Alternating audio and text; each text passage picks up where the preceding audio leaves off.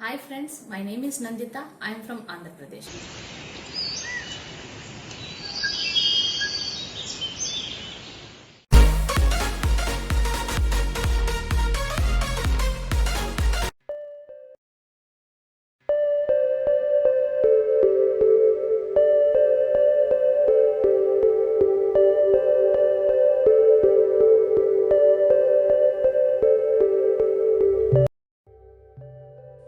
Children, biology is the study of living organisms. The detailed description of their forms and appearance only brought out their diversity. It is the cell theory that emphasized the unity underlining this diversity of forms, that is, the cellular organization of all life forms. A description of cell structure and cell growth by division is given in the chapters comprising this unit. The cell theory also created a sense of mystery around living phenomena, that is, physiological and behavioral process.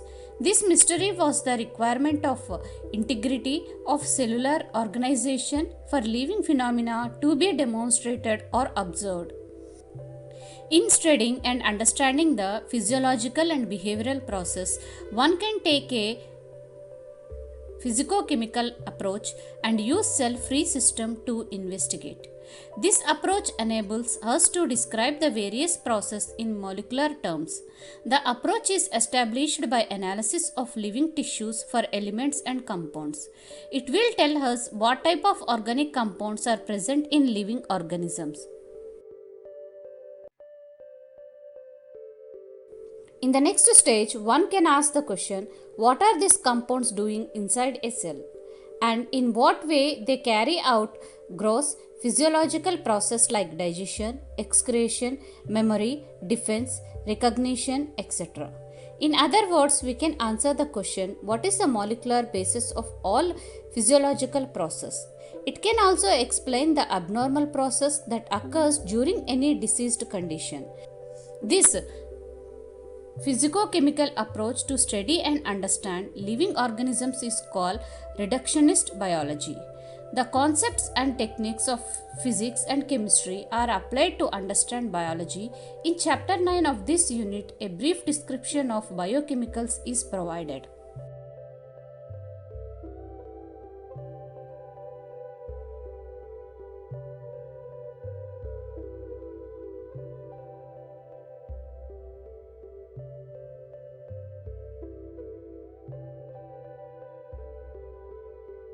N. Ramachandran, an outstanding figure in the field of protein structure, was the founder of Madras School of Conformational Analysis of Biopolymers.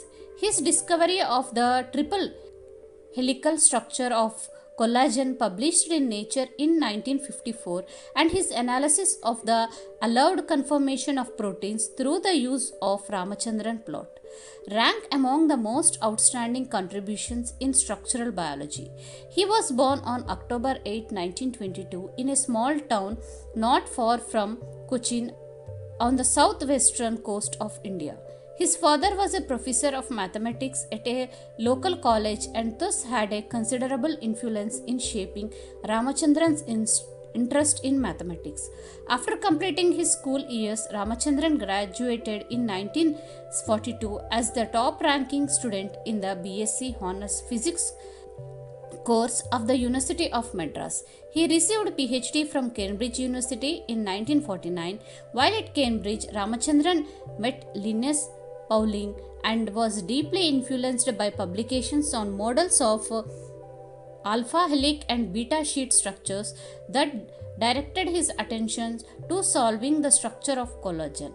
He passed away at GN Ramachandran at the age of 78 on April 7, 2001.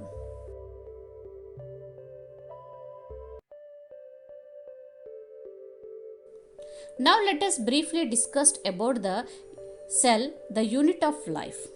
Children, when you look around, you see both living and non-living things. You must have wondered and asked yourself, what is it that makes an organism living? Or what is that an inanimate thing does not have which a living thing has? The answer to this is presence of the basic unit of life, the cell in all living organisms. All organisms are composed of cells. Some are composed of a single cell and are called unicellular organisms, while others like composed of many cells and are called as multicellular organisms.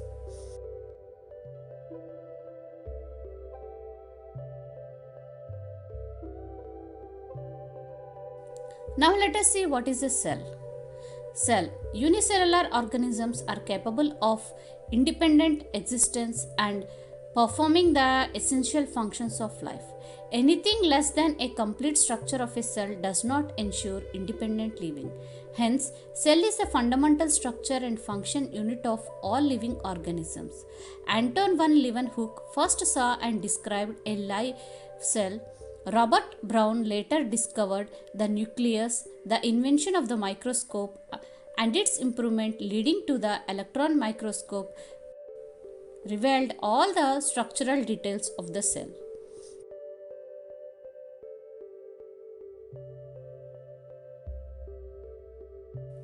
Children, now let us discuss about cell theory. In 1838, Matthias Schleiden, a German botanist, examined a large number of plants and observed that all plants are composed of different kinds of cells which forms the tissues of the plant.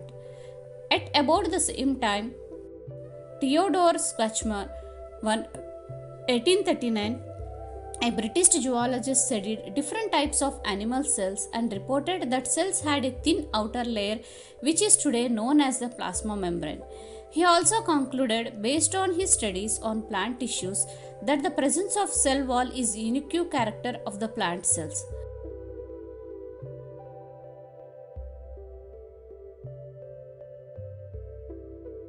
On the basis of this, Schwarzman proposed the hypothesis that the bodies of animals and plants are composed of cells and products of cells. Schleiden and Schwarzman together formulated the cell theory. This theory, however, did not explain how new cells were formed. Rudolph, 1855, first explained that cell divided and new cells are formed from pre-existing cells. He modified the hypothesis of Schleiden and Schwarzman to give the cell theory a final shape. The cell theory as understood today is all living organisms are composed of cells and products of cells. All cells are rise from pre-existing cells.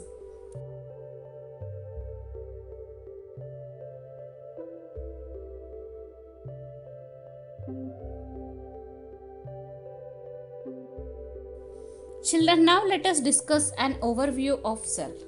You have earlier observed cells in an onion peel and human cheek cells under the microscope. Let us recollect their structure. The onion cell, which is a typical plant cell, has a distinct cell wall, has its outer boundary, and just within it is the cell membrane. The cells of human cheek have an outer membrane, has the delimiting structure of the cell. Inside each cell is a dense membrane bound structure called nucleus. This nucleus contains the chromosomes, which in turn contain the genetic material, is called DNA. Cells that have membrane bound nuclei are called eukaryotic, whereas cells that lack a membrane bound nucleus are called prokaryotic cells. In both prokaryotic and eukaryotic cells, a semi-fluid matrix is present and it is called cytoplasm, which occupies the volume of the cell. The cytoplasm is the main area of cellular activities in both plant and animal cells. Various chemical reactions occur in it to keep the cell in the living state.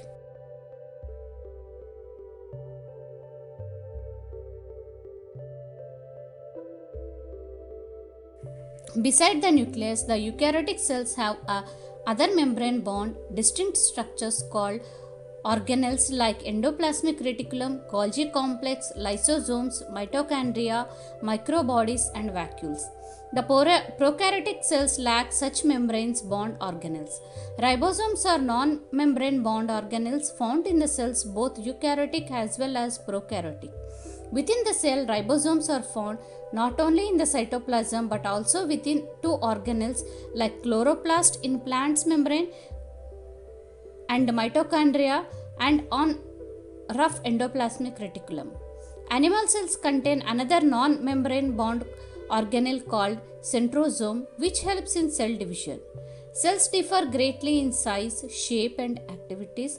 For example, mycoplasma, the smallest cells, are only 2.3 μm in length, while bacteria could be 3 to 5 μm. The largest isolated single cell is the egg of ostrich. Among multicellular organisms, human blood cells are about 7.0 μm in diameter. Nerve cells are some of the longest. Cells also vary greatly in their shape. They may be disc-like, polygonal, columnar, cuboid, thread-like, or even irregular shapes. The shape of the cell may vary with the functions of their performance.